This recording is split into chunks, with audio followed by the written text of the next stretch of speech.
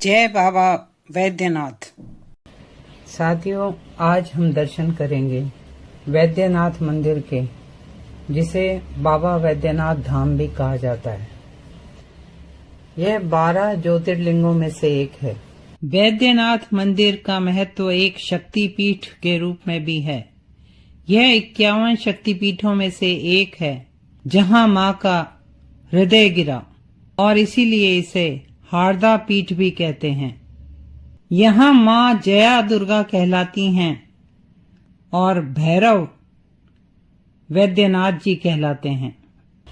यह भारत के झारखंड राज्य के संथाल परगना में देवघर में स्थित है।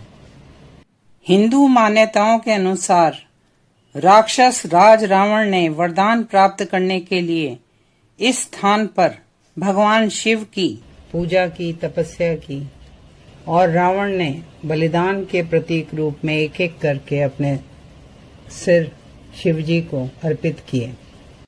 इससे प्रसन्न होकर भगवान शिव ने रावण पर दृष्टि डालकर ही उसे ठीक कर दिया और वे इस स्थान पर वैद्यनाथ कहलाए। दूसरी पौराणिक कथा के अनुसार रावण भगवान शिव को प्रसन्न करने के लिए हिमालय क्षेत्र में तपस्या कर रहा था। उसने अपने 9 सिर भगवान को भेंट स्वरूप अर्पित किए और 10वां सिर काटने की तैयारी कर ही रहा था कि भगवान उसके सामने प्रकट हुए और वरदान मांगने को कहा। रावण कामना लिंग को अर्थात भगवान को कैलाश से लंका द्वीप ले जाना चाहता था। भगवान शिव ने सहमति तो दे दी, किंतु कहा कि यदि लिंगम को रास्ते में रखा गया तो वे वहीं स्थापित हो जाएंगे और उसे स्थानांतरित नहीं किया जा सकेगा। देवता नहीं चाहते थे कि रावण जैसे राक्षस को कामना लिंग प्राप्त हो। उनके प्रयास से रावण शिवलिंगम को लंका न ले जा पाया, किंतु उसने शिवलिंग को हिलाने का प्रयास किया और अपने अंगूठे से दबाया। तभी से यह कामना लिंग के रूप में देवघर में ज्योतिर्लिंग स्थापित हुआ। अर्थात यह मंदिर त्रेता युग से, श्री राम के युग से पूजा जा रहा है और समय समय पे इसका पुनर्निर्माण होता रहा है।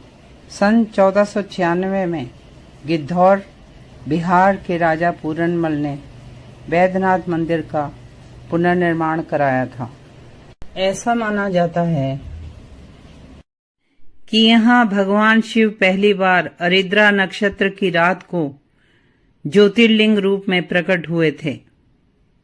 मंदिर प्रांगण में मां पार्वती, भगवान गणेश, मां जगत जननी, ब्रह्मा जी, माता सरस्वती, भैरव भगवान, श्री राम, अन्नपूर्णा माता, मां काली और लक्ष्मी नारायण मंदिर हैं। इस मंदिर की विशेष बात है कि यहाँ मंदिर के ऊपर शीर्ष पर पंचशूल है, त्रिशूल की जगह। वैद्यनाथ मंदिर कमल के आकार का है और 72 फीट ऊंचा है। मंदिर में प्राचीन नागर शैली और आधुनिक शैलियों की स्थापत्य कला देखने को मिलती है। एक स्पाइरल सा डिजाइन बना हुआ है। यहाँ वैद्यनाथ जी का मुंह पूर्व की ओर है। मंदिर में सुबह पहले लिंगम पर कच्चा जल यहाँ के पुजारी चढ़ाते हैं और फिर तीर्थयात्री जल, फूल और बिल्व पत्र चढ़ाते हैं। सावन की कांवड़ यात्रा में यहाँ लाखों तीर्थयात्री आते हैं। सुल्तानगंज से गंगा जल लाकर कांवड़िए भगवान को चढ़ाते हैं, जो वैद्यनाथ से लगभग 108 किलोमीटर दूर है। पूरे रास्ते ये कांवड़िए भक्ति भाव से भिगोए हुए मन से नंगे पैर चलते हैं और भगवा रंग के कपड़े पहने इन लोगों की अटूट कतार पूरे 108 किलोमीटर 1 महीने तक इस सड़क पर फैली रहती है। वैद्यनाथ जी के मंदिर में जल चढ़ाने के बाद ये तीर्थयात्री बासुकीनाथ मंदिर, जो वैद्यनाथ जी की तरह ही छोटे आकार का बना हुआ है, उस मंदिर के दर्शन करते हैं। इस मंदिर की विशेषता यह भी है कि यहाँ तीर्थयात्री ज्योतिर्लिंग पर स्वयं अपने हाथ से अभिषेक कर सकते हैं और बाबा धाम में प्रसाद रूप में पेड़ा खरीदा जाता है। यह देवघर की खासियत है। साथियों, अब मैं वैद्यनाथ जी की संध्या आरती का दर्शन कराती हूँ और साथ ही मंदिर का भी।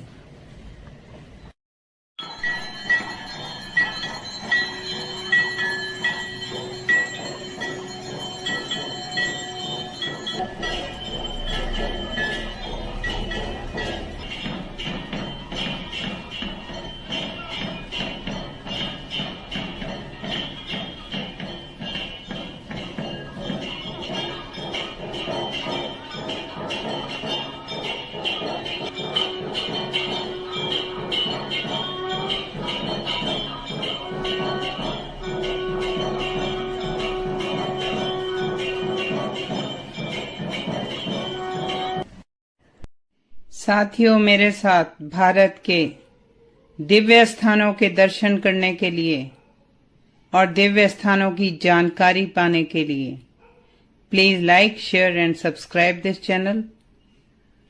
हर हर महादेव। जय मां भवानी।